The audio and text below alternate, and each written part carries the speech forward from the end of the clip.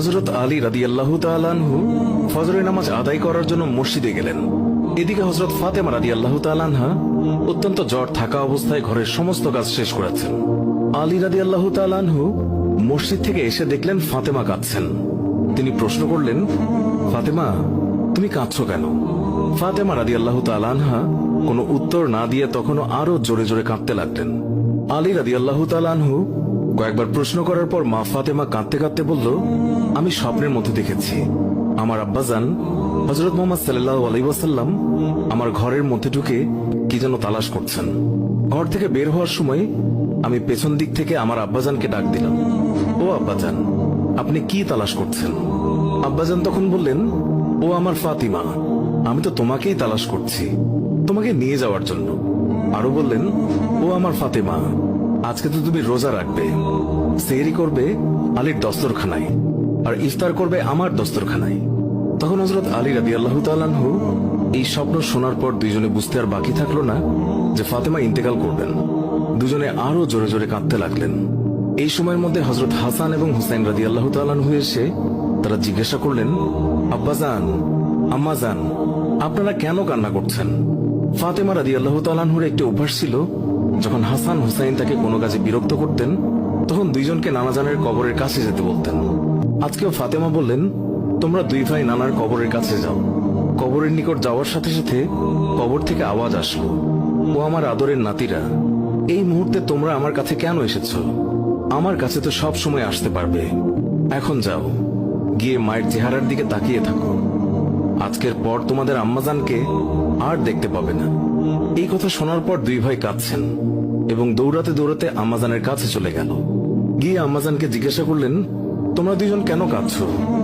বুঝেছি, নানাজান আমাদেরকে বলে দিয়েছেন যে আজকের দিনটি তোমার জন্য শেষ দিন। নানাজান তোমার চেহারার দিকে তাকিয়ে থাকার জন্য আমাদেরকে বলেছেন।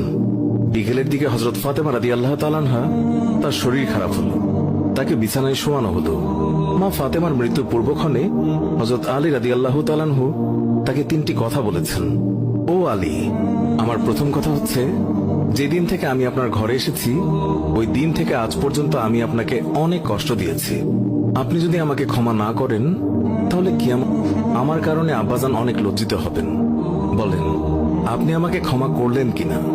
আলী রাদিয়াল্লাহু তাআলা আনহু তিনি তখন উত্তরে বললেন, ইয়া ফাতেমা, তুমি কি বলছো এগুলো? আমি তোমার যোগ্য ছিলাম না। তোমার আব্বাজান দয়া করে মেহেরবানি করে তোমার হাত আমাকে দিয়েছেন। বিয়ের দিন থেকে আজ পর্যন্ত আমি আলী তোমাকে ঠিকমতো দুবেলা খাবার খাওয়াতে পারিনি।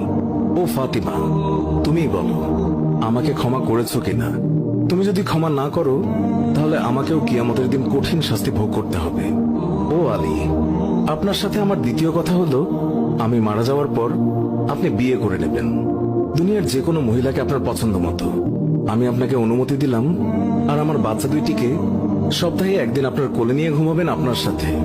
আমার তৃতীয় কথা হলো, হাসান হুসাইন যখন বড় হবে তখন তাদের দুই ভাইকে আল্লাহর রাস্তায় সুপর্দ করে দেবেন এবং আমাকে রাতের বেলায় দাফন করবেন।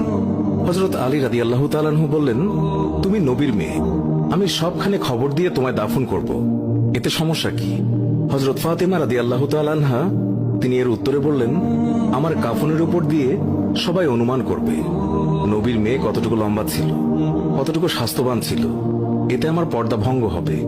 মা ফাতেমার মৃত্যুর পর তার লাশের খাটিয়া বহন করার মানুষ মাত্র 3 জন ছিলেন, হযরত আলী রাদিয়াল্লাহু তাআলা আনহু এবং ছোট হাসান এবং হুসাইন রাদিয়াল্লাহু তাআলা আনহু। হযরত আলী ভাবছেন যে লাশের খাটিয়া বহন করার আরো একজনের প্রয়োজন হবে, তাহলে 4 কোণায় 4 জন কাঁধে নিতে পারবেন। এমন সময় হযরত আবু যর গিফারী রাদিয়াল্লাহু তাআলা আনহু তিনি হঠাৎ করেই উপস্থিত হলেন এবং খাটিয়ার কোণা বহন করলেন। হযরত আলী প্রশ্ন করলেন, হে আবু যর, আমি তো কাউকেই বলিনি, তাহলে আপনি জানলেন কিভাবে? তখন হযরত আবু যর গিফারী রাদিয়াল্লাহু তাআলা আনহু বললেন, আমি আল্লাহর রাসূল সাল্লাল্লাহু আলাইহি ওয়াসাল্লামকে স্বপ্নে দেখেছি। তিনি বললেন, হে আবু যর, আমার ফাতেমার লাশ বহন করার জন্য লোকের অভাব, তুমি তাড়াতাড়ি চলে যাও। ও আলী, আমাকে তো হুজুর সাল্লাল্লাহু আলাইহি ওয়াসাল্লাম আসতে বলেছেন, তাই আমি এসেছি। তোমরা তো আমাকে বলনি। রাতে এসে রাসূলুল্লাহ সাল্লাল্লাহু আলাইহি ওয়াসাল্লাম তিনি স্বপ্নে বলে গিয়েছেন। হযরত ফাতেমা রাদিয়াল্লাহু তাআলা আনহুকে যখন কবরে নামাচ্ছেন তখন হযরত আবু যর গিফারী রাদিয়াল্লাহু তাআলা আনহু কবরের কাছে গিয়ে কবরকে উদ্দেশ্য করে বললেন, হে কবর, তুই কি জানিস আজকে তোর মধ্যে কাকে রাখছি? উনি হচ্ছেন জান্নাতের সকল মহিলাদের সর্দার।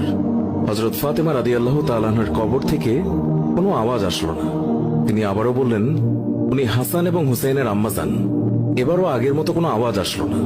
তিনি আবার পুনরায় বললেন, উনি হচ্ছেন হযরত আলী রাদিয়াল্লাহু তাআলা আনহুর স্ত্রী। তারপরও কবর থেকে কোনো আওয়াজ আসলো না। তিনি আবার বললেন, এটি দুজাহানের বাদশার মেয়ে, খবরদার বেয়াদবি করবি না। আল্লাহ তাআলা তখন কবরের জবান খুলে দিলেন। কবর বলল, আমি অন্ধকার ঘর, আমি সাপ বিচ্ছুর ঘর, আমি এমন একটি ঘর যার মধ্যে কোনো বংশ পরিচয় কাজ হয় না। আমি দুজাহানের বাদশার মেয়েকে চিনি না, আমি হযরত আলীর স্ত্রীকে চিনি না, হাসান হুসাইনের আম্মাকেও চিনি না, আমি জান্নাতের মহিলাদের সর্দারনিকেও চিনি না। আমি শুধু চিনি ঈমান এবং আমল। আমার মধ্যে যদি কেউ ভালো আমল নিয়ে আসে, তাকে আমি কবরে জান্নাতের বিছানা বিছিয়ে দেব। আর যদি কেউ খারাপ আমল নিয়ে আসে, তাকে আমি কবরের দুই দিক থেকে এমন জোরে চাপ দেব যে হাড় মাংস মাটি সব একত্রে মিশিয়ে যাবে। আল্লাহু আকবার। মানুষ জন্মালে মৃত্যুবরণ করতেই হবে। মৃত্যু কখনো বলে কয়ে আসে না, মৃত্যু কখনো ধনী গরিব দেখে হয় না। প্রত্যেক মানুষকে মৃত্যুর স্বাদ গ্রহণ করতেই হবে। সুপ্রিয় দর্শক, এই ছিল আমাদের আজকের ভিডিও।